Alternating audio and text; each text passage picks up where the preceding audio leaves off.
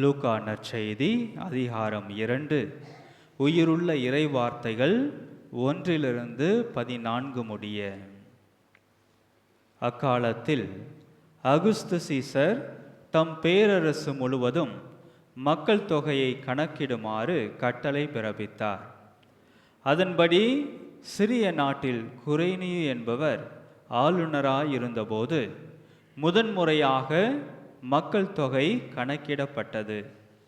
தம் பெயரை பதிவு செய்ய அனைவரும் அவரவர் ஊருக்கு சென்றனர்.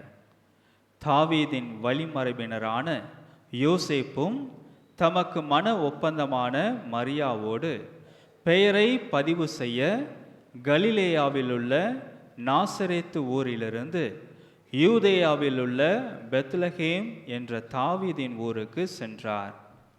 மரியா கருவுற்றிருந்தார். அவர்கள் அங்கு இருந்தபொழுது மரியாவுக்கு பேறுகாலம் வந்தது. மரியா தம் தலைமகனை பெற்றெடுத்தார். விடுதியில் அவர்களுக்கு இடம் கிடைக்கவில்லை. எனவே பிள்ளையை துணிகளில் பொதிந்து தீவன தொட்டியில் கிடத்தினர். அப்பொழுது அப்பகுதியில் உள்ள வயல்வெளியில் இடையர்கள் தங்கி இரவெல்லாம் தங்கள் கிடையை காவல் காத்து கொண்டிருந்தார்கள். திடீரென்று ஆண்டவருடைய தூதர் அவர்கள் முன் வந்து நின்றபோது ஆண்டவரின் மாட்சி அவர்களை சுற்றி ஒளிர்ந்தது. மிகுந்த அச்சம் அவர்களை ஆட்கொண்டது. வானதூதர் அவர்களிடம், அஞ்சாதீர்கள், இதோ எல்லா மக்களுக்கும் பெரும் மகிழ்ச்சியூட்டும் நற்செய்தியை உங்களுக்கு அறிவிக்கிறேன். இன்று ஆண்டவராகிய மெசியா என்னும் மீட்பர் உங்களுக்காக தாவீதின் ஊரில் பிறந்திருக்கிறார். குழந்தையை துணிகளில் சுற்றி தீவன தொட்டியில் கிடத்தி இருப்பதை காண்பீர்கள். இதுவே உங்களுக்கு அடையாளம் என்றார். உடனே விண்ணக தூதர் பேரணி அந்த தூதருடன் சேர்ந்து, உன்னதத்தில் கடவுளுக்கு மாட்சி உரித்தாகுக, உலகில் அவருக்கு உகந்தோருக்கு அமைதி உண்டாகுக என்று கடவுளை புகழ்ந்தது. ஆண்டவரின் அருள்வாக்கு.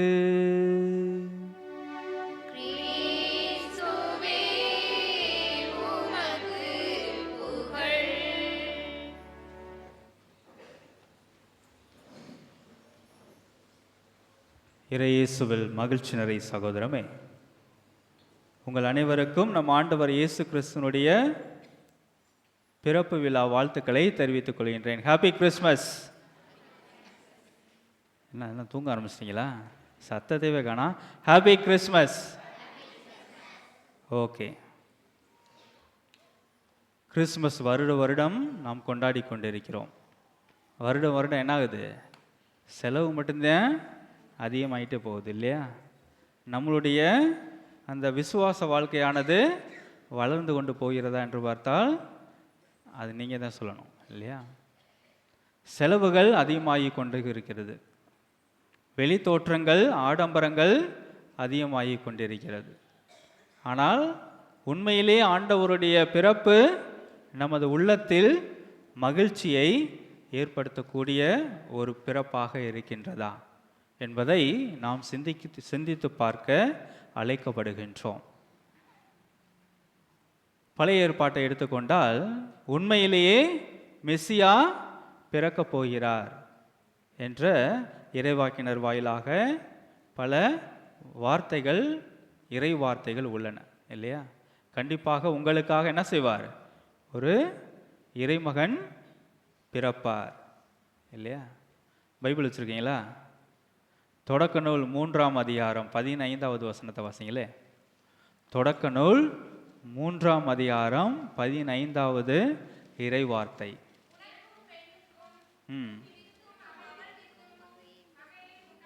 பகையை உண்டாக்குவேன், அவள் வித்து உன் தலையை காயப்படுத்தும். சரி, அப்போ இதுலேருந்து என்ன தெரியுது? நமக்காக ஒரு மீட்பர் பிறக்கப் போகிறார் என்பதை அந்த இறை வார்த்தையானது நமக்கு தெளிவுபடுத்துகின்றது.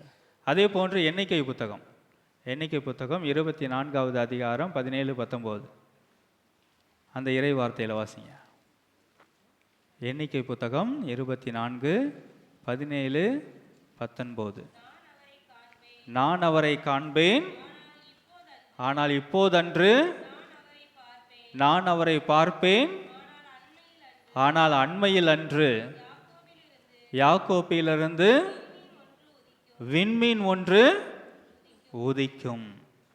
அப்ப நமக்காக ஒரு மீட்பர் பிறக்கப் போகிறார் என்பதை எண்ணிக்கை நூலிலிருந்தும் நாம் வாசிக்க கேட்கிறோம் இல்லையா? அதே போல எசையா நூலிலிருந்து நீங்கள் வாசித்திருப்பீர்கள். இன்றைக்கு வாசித்த முதல் வாசகம் இல்லையா? அதுலேயும் என்ன சொல்றாங்க? நமக்காக ஒரு மீட்பர் பிறப்பார். ஒரு கன்னியிடமிருந்து உங்களுக்கு ஒரு ஆண்மகவு கொடுக்கப்படும், அவருக்கு இம்மானுவேல் என பெயரிடுவீர். அப்போ இது போன்ற வசனங்கள் எல்லாம் கண்டிப்பாக மீட்பர் ஒருவர் பிறக்கப் போகிறார் என்பதை தெளிவுபடுத்துகிறது. அது மட்டுமல்லாமல் மீட்பர் பிறக்கப் போகிறார் என்பதை ஒரு எதிர்பார்ப்பையும் நமக்குள் ஏற்படுத்துகின்றது இல்லையா? அப்படி எதிர்பார்ப்போடு வாழ்ந்தவர்களும் நற்செய்தியில் இருக்கிறார்கள் இல்லையா? கடவுள் பிறக்கப் போகிறார், நாங்கள் அவரை பார்க்க போகிறோம் என்ற ஒரு எதிர்பார்ப்போடு வாழ்ந்தவர்கள் நிறைய பேர் இருக்காங்க இல்லையா? புதிய ஏற்பாட்டில் எடுத்து பார்த்தீர்கள் என்றால் லூக்கா நற்செய்தி 2ஆம் அதிகாரத்தில் யாரை பற்றி வாசிப்பாங்க? சிமியோனும் அன்னாளும் இல்லையா? அவங்க ரொம்ப காலம் என்ன செய்கிறாங்க? ஆண்டவரை, மெசியாவை பார்ப்பதற்காகவே தங்களுடைய வாழ்க்கையை கோவிலிலே அர்ப்பணம் செய்து அங்கேயே காத்து கொண்டிருக்கிறார்கள். அதே போன்று யோசேப்பும் அன்னை மரியாளும் அவர் என்ன செய்கிறாங்க? குழந்தை இயேசுவுக்காக தங்களையே தயாரித்து கொள்கிறார்கள். அப்போ இயேசு கிறிஸ்து ஒருவர் என்பவர் பிறக்கப் போகிறார் என்பதை எதிர்பார்த்து வாழ்ந்தக்கூடிய மனிதர்களும் நற்செய்தியில் இருக்கிறார்கள் இல்லையா? அப்போ கடவுள் ஒருவர் பிறக்கப் போகிறார் என்பதை இறைவாக்கினர் வாயிலாக நமக்கு அறிவிக்கப்படுகின்றது. அந்த அறிவிப்பானது மனிதர்களால் எதிர்பார்த்து வாழப்பட்டது. இது மட்டும் இல்லை, இயேசு எதற்காக இந்த பூமிக்கு வந்தார்? எதற்காக ஆண்டவர் மனிதராக இந்த உலகத்தில் பிறந்தார்? நம்மை பாவங்களிலிருந்து மீட்பதற்காக இல்லையா? மீட்பு இயேசு கிறிஸ்துனுடைய ஒரு முக்கிய இறையாட்சி பணி நம்மை மீட்பது, பாவத்திலிருந்து மீட்பது இல்லையா? அவர் உண்மையிலேயே நம்மளால் மீட்க முடியுமா? எத்தனை பேர் நம்புறீங்க இயேசு கிறிஸ்து என்னை மீட்பார் அப்படின்னு? எத்தனை பேர் நம்புறீங்க? ஏன்னா எந்த கையுமே மேலே வரமாட்டுது.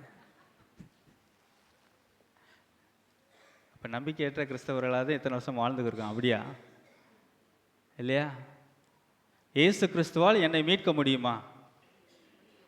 வெளியில் போனீங்கன்னா சொல்லுவாங்க, சிஎஸ்ஏ மற்ற சபையை சொன்ன என்ன சொல்லுவாங்க? இயேசு கிறிஸ்து உங்களை மீட்டு விட்டார், இயேசு கிறிஸ்து உங்களை மீட்கிறார் அப்படின்னு சொல்லுவாங்க. உண்மையிலேயே இயேசு கிறிஸ்துவால் என்னை மீட்க முடியுமா? ஏன்னா அவர் ஒரு சாதாரண மனுஷனாக தான் பிறந்திருக்காரு இல்லையா? அப்படிப்பட்ட ஒரு மனிதரால் என்னை மீட்க முடியுமா என்று பார்க்கும்போது நற்செய்தியில் எத்தனையோ மனிதர்களை அவர் என்ன செஞ்சிருக்காரு? மீட்டிருக்கிறார் இல்லையா? அதற்கு ஒரு மிகப்பெரிய உதாரணம் யாரு? சக்கேயு. சக்கேயு வீட்டில் அவர் என்ன சொல்றாரு? இன்று இந்த வீட்டிற்கு மீட்பு உண்டாயிற்று இல்லையா? சக்கேயு யார்? அடிப்படையில் ஒரு வரி தண்டுபவர். அதையும் தாண்டி அவர் ஒரு பாவி இல்லையா? சக்கேயு என்பவர் அடிப்படையில் ஒரு பாவி, மக்களால் புறக்கணிக்கப்பட்ட ஒரு நபர். ஆனால் அப்படிப்பட்டவரை கடவுள் என்ன செய்கிறார்? மீட்கிறார். அதே போல தான் சமாரிய பெண்ணும் இல்லையா? அதே போல் மகதலேன் மரியா தனது கண்ணீரால் ஆண்டவருடைய காடலிகளை துடைத்து தனது கூந்தலால் துடைக்கும் அந்த பெண்ணிடம், உனது பாவங்கள் மன்னிக்கப்பட்டன, நீ மீட்பு பெற்றுவிட்டாய். அதே போன்று சிலுவையில் தனது வலப்புறம் இடப்புறம் 2 பேர் தொங்கிட்டு இருந்தாங்க இல்லையா? அவங்களிடத்துல ஒருவரை பார்த்து சொல்கிறார், என்ன சொல்றாரு? நீ இன்று என்னோடு வான்வேட்டில் இருப்பாய். அப்ப கடவுளால் கண்டிப்பாக நம்மை பாவத்திலிருந்து மீட்க முடியும். அதைத்தான் அவர் வாழ்ந்த காலத்தில் செய்தார் இல்லையா? ஆனால் அதற்கு நாம் ஒன்று செய்யணும் இல்லையா? அதுதானே கிறிஸ்துமஸ் கொண்டாட்டம். இப்போ சக்கேயுவை எடுத்துக்கிறோமே, சக்கேயுவை ஆண்டவர் மீட்டார் இல்லையா? ஆனால் அதற்கு அவர் நிறைய விஷயம் செஞ்சார். என்ன செஞ்சார்? மொதல் விஷயம் அவர் செஞ்ச விஷயம் என்னது? சக்கேயு இயேசுவை காண வேண்டும் என்ற ஆவலோடு அந்த இடத்திற்கு இயேசு வருவதற்கு முன் அவர் என்ன செஞ்சார்? அங்கே போய் நின்றார். அவருடைய ஆவல் இல்லையா? தான் ஒரு பாவியாக இருந்தாலும் அந்த ஆவல் என்ன செய்து கடவுளை தன்னிடம் அழைத்து வர செய்கிறார் இல்லையா? அப்படிப்பட்ட ஆவல் நம்மிடம் இருக்க வேண்டும். நிறைய பேர் பார்த்தோம், பூச ஆரம்பிக்கிறப்ப அந்த அங்கங்கே தான் உட்காந்துருந்தாங்க இல்லையா? திருப்பலிக்கு நாம் எந்த ஒரு மனநிலையோடு நாம் வருகின்றோம் இல்லையா? கடவுளிடமிருந்து நாம் அருளையும் ஆசிரியையும் பெற வேண்டும் என்று ஆசைப்படுகின்றோம். ஆனால் அதற்கான ஆவலும் ஆசையும் எவ்வாறாக நாம் வெளிக்காட்டுகின்றோம்? பூசைக்கு முன்னாடியே போகணும், முன்னாடி போய் உட்காரணும், சாமியார் வர்றதுக்கு அப்புறம் போய் பார்த்துக்குருவோம் இல்லையா? ஆனால் சக்கேயு அப்படி நினைக்கல. அவர் நினச்சிருந்தா என்கிட்ட காசு நிறையா இருக்குது, அவர் வந்து பார்க்கட்டும் அப்படின்னு நினச்சிருக்கலாம். ஆனால் இருந்த போதிலும் சக்கேயு என்ன செஞ்சார்? தன்னுடைய ஆர்வத்தால் ஆண்டவர் வருவதற்கு முன்னாடி அந்த இடத்துக்கு போய் நின்றார்.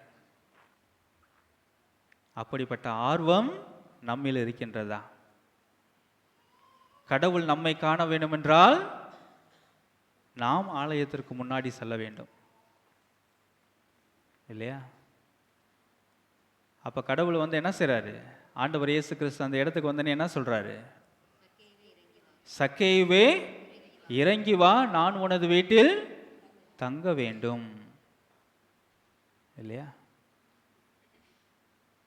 முதலாக இந்த உலகத்தில் கடவுளையே அண்ணாந்து பார்த்து செய்த ஒரு மனிதன் சக்கேயு. பல நேரங்களில் நம்ம தான் என்ன செய்வோம்? கையெடுத்து கடவுளை கும்பிடுவோம், இல்லை அண்ணாந்து பார்ப்போம். ஆனால் இறை வாழ்க்கை வரலாற்றில் முதலாக கடவுள் சக்கேயுவை அண்ணாந்து பார்த்தார் இல்லையா? தன்னுடைய ஆழ்ந்த அந்த ஆர்வத்தின் வெளிப்பாட்டால். எத்தனை பேர் நாம் அப்படி செய்கின்றோம்? எத்தனையோ விண்ணப்பங்கள் நாம் முன்வைக்கின்றோம் இல்லையா? தினமும் அழுதி புலம்புகின்றோம், கடவுளே எனக்கு இது நடக்காதா, அது நடக்காதா. ஆனால் ஏன் அதெல்லாம் நடக்க மாட்டுது? ஏனென்றால் நாம் வெளிப்படுத்துகின்ற அந்த ஆர்வம் தான் கடவுளை நம்மிடம் அழைத்து வரும். அவர் கடவுளை காண சென்றார், ஆனால் கடவுள் அவரை பார்த்தார். ஆகவே அவருடைய வீட்டிற்கு மீட்பு உண்டாயிற்று. இறையியல் படிக்கும்போது சொல்லுவாங்க, இந்த உலகத்தில் முதலாக கடவுளுக்கு கோயில் கட்டியவன் சக்கேயு என்று. ஏனென்றால் அவர் என்ன சொல்றாரு? நான் உன் வீட்டில் தங்க வேண்டும் இல்லைங்களா?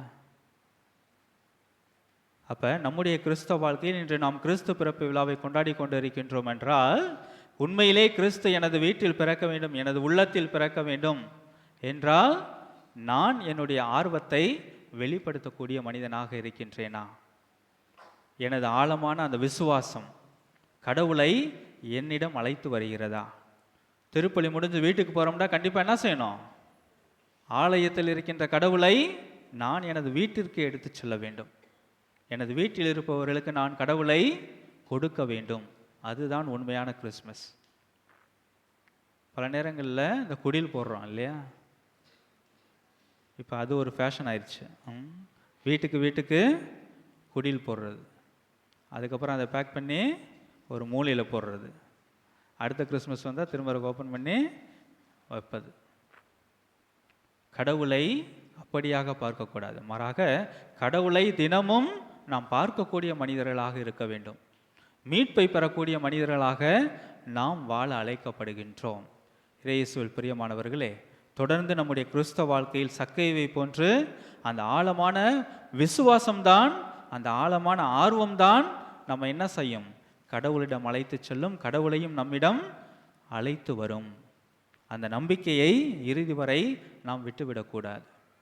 சரிங்களா?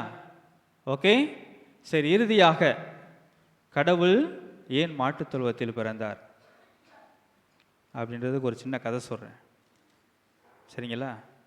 மனிதர்கள் எதிர்பார்த்தார்கள் கடவுள் என்பது பிறக்கப் போகிறார் என்று. அதற்காக அந்த எதிர்பார்ப்போடு தங்களே தயாரித்து கொண்ட மனிதர்களும் இருக்கிறார்கள். ஆனால் அப்படி அந்த தயாரிப்பில் ஏன் கடவுள் மாட்டுத் தொழுவத்தில் பிறக்க வேண்டும்? ஒரு முறை இந்த உலகில் இருக்கின்ற அனைத்து கால்நடைகள் எல்லாம் ஒன்று சேர்ந்து ஒரு மீட்டிங் போடுது, ஒரு கூட்டம் நடத்துகிறார்கள். இந்த மனித இனம் எப்போ பார்த்தாலும் கடவுளிடமிருந்து வரங்களை பெற்றுக்கொள்கிறார்கள். இவர்கள் பெற்ற வரங்களுக்கெல்லாம் தங்களை பலி பொருளாக ஒப்பு கொடுத்து விடுகிறார்கள் என்று பேசிக்கொண்டதான். வரத்தை மட்டும் இவங்க வாங்கிக்கிறாங்க, ஆனால் என்ன செஞ்சிடறாங்க, நம்மளை சாகடிச்சிட்றாங்கல்லே அப்படின்ட்டு ரொம்ப வருத்தத்தோட மீட்டிங் போட்டு பேசிக்கிருந்துச்சுக்கலாம். இவங்க ஒன்றுமே செய்ய மாட்டுறாங்க. கடவுளுக்கு வேண்டாம் இவங்கள பலியாக கொடுக்க வேண்டியதானே. இவங்க பூரா நல்லா இருக்காங்க, ஆனால் நம்மளை பூரா சாகடிச்சிட்றாங்களே அப்படின்ட்டு பேசிக்கிருந்துச்சான். உண்மையிலேயே கடவுள் நம்ம பலிபொருளாக ஒப்பு கொடுக்கப்படுகிறோம். அப்படி என்றால் கடவுள் இந்த உலகத்திற்கு வந்தார் என்றால் முதலாக நம்மைத்தான் பார்க்க வர வேண்டும் என்று அவர்களுடைய ஏக்கங்களை வெளிப்படுத்தி கொண்டிருந்தன. அப்போது கடவுள் அங்கே வந்து கால்நடைகளை பார்த்து சொன்னாராம், கண்டிப்பாக இந்த உலகத்தில் நான் பிறக்கும்போது உங்கள் மத்தியில் தான் பிறப்பேன், நீங்கள் தான் என்னை முதலாக காண்பீர்கள் என்று கடவுள் அன்று கால்நடைகளோடு ஒரு உடன்படிக்கை செய்து கொண்டார். ஆகவேதான் கடவுள் எவ்வளவோ இடங்கள் இருந்தாலும் அவர் மாட்டுத் தொழுவத்தில் பிறந்தார். கடவுளை முதலாக பார்த்தவர்கள் கால்நடைகள். ஆகவேதான் அந்த கடவுள் பிறந்தார் என்று மாபெரும் நற்செய்தி என்ற நற்செய்தியில் நாம் வாசிக்க கேட்டது முதலாக யாருக்கு அறிவிக்கப்படுகிறது? இடையர்களுக்கு. கால்நடைகளை யார் வைத்து பாதுகாத்து கொண்டிருந்தார்களோ அந்த இடையர்களுக்கு அந்த மாபெரும் நற்செய்தியானது அறிவிக்கப்பட்டது. அவர்கள்தான் கடவுளை வந்து முதலாக பார்த்தார்கள். இயேசுவில் பிரியமானவர்களே, நாமும் கிறிஸ்தவ வாழ்க்கையில் எத்தனையோ வருடங்களாக பயணித்து கொண்டிருக்கின்றோம். எத்தனையோ கிறிஸ்மஸை நாம் கொண்டாடி கொண்டிருக்கிறோம். குடில்கள் தான் பலவிதங்களாக மாறிக்கொண்டிருக்கிறது, கொண்டாட்டங்கள் தான் பலவிதங்களாக மாறிக்கொண்டிருக்கிறது. ஆனால் நாம் நம்முடைய ஆன்மீக வாழ்க்கையிலும் சரி அல்லது நம்முடைய கிறிஸ்தவ வாழ்க்கையிலும் சரி எந்த ஒரு மாற்றத்தையும் ஏற்படுத்தாமலே வாழ்ந்து கொண்டிருக்கிறோம். கண்டிப்பாக இந்த ஒரு கிறிஸ்மஸ் படைப்பு என்பது மனிதனுக்கு மட்டுமல்ல, மீட்பு என்பது மனிதனுக்கு மட்டுமல்ல, மாறாக இந்த உலகத்தில் உள்ள அனைத்தையும் கடவுள் மீட்க வந்தார் என்ற ஒரு அரும் அடையாளம்தான் இயேசு கிறிஸ்து மாட்டுத் தொழுவத்தில் பிறந்தது. மனிதனை மட்டும் மீட்பது முக்கியமல்ல, ஏனென்றால் மனிதன் மட்டும் கடவுளின் படைப்பு அல்ல. இந்த உலகத்தில் இருக்கின்ற அனைத்தும் கடவுளின் படைப்பு. ஆகவேதான் கடவுளுடைய படைப்பை நாம் பாதுகாக்க வேண்டும். அது இயற்கையாக இருக்கட்டும் அல்லது கால்நடைகளாக இருக்கட்டும், சுற்றுச்சூழலாக இருக்கட்டும், எதுவாக இருக்கட்டும். ஏனென்றால் பல நேரங்களில் நம்ம என்ன செஞ்சிடறோம், இயற்கையை சுரண்டி நம்ம நல்லா இருந்தால் போதும், அது எப்படியே கெட்டு போகுது அப்படின்ற ஒரு மனநிலைக்கு இன்றைக்கு உச்சகட்டத்துக்கு வந்துட்டோம். அதை பற்றி யாருமே யோசிக்கிறதே கிடையாது. அடுத்த தலைமுறைக்கு தண்ணி இருக்குமா, உண்மையாக ஒழுங்கான ஒரு சாப்பாடு இருக்குமா அப்படின்றது யாருக்குமே தெரியல. தின்னுட்டு செத்து போவோம் அப்படின்ற ஒரு மனநிலைக்கு என்ன ஆகிட்டோம், வந்துட்டோம். இருக்கிற வரைக்கும் சாப்பிட்டுட்டு செத்து போயிடுவோம், அடுத்து வரக்கூடிய தலைமுறை சாப்பிட்டான்னா செத்தான்னா அப்படின்றத பற்றி கவலைப்படாத ஒரு மனநிலையில் நாம் வாழ ஆரம்பித்து விட்டோம். அதுவல்ல நம் இயேசு கிறிஸ்து கொண்டு வந்த அந்த மீட்பின் அடையாளம்.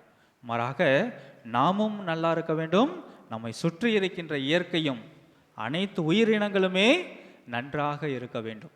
அப்படி இருக்க வேண்டும் என்றால் நாம் அந்த கிறிஸ்து பிறந்த அந்த மாட்டுத் தொழுவத்தை எவ்வாறு ஒரு வெளிப்புறத்திலிருந்த ஒரு அடையாளத்தை என்று கோபுரங்களுக்கு நடுவில் வைத்து நாம் கொண்டாடி கொண்டிருக்கின்றோமோ அந்த அளவிற்கு ஆண்டவர் இயேசு கிறிஸ்து தன்னுடைய வாழ்க்கையை மாற்றி அமைத்து வாழ்ந்தார். நம்முடைய வாழ்க்கையும் அப்படிப்பட்ட ஒரு வாழ்க்கையாக இருக்க வேண்டும். ஏதோ சாப்பிட்டோம், இந்த உலகம் போக்கில் பணம் சம்பாதிப்போம், வாழ்ந்து விட்டு செல்வோம் என்பதல்ல. மாறாக நமக்கு அடுத்து வரக்கூடிய நம்முடைய தலைமுறைகளும் இந்த உலகத்தை அனுபவிக்க வேண்டும். ஆண்டவருடைய மீட்பின் படைப்புகள் அனைத்தும் இந்த உலகத்தில் பாதுகாக்கப்பட வேண்டும்.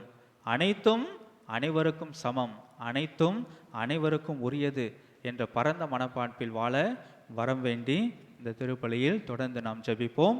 பிறந்த பாலன் இயேசு கிறிஸ்து நம் ஒவ்வொருவரையும் நிறைவாக தொடர்ந்து ஆசிர்வதிப்பாராக.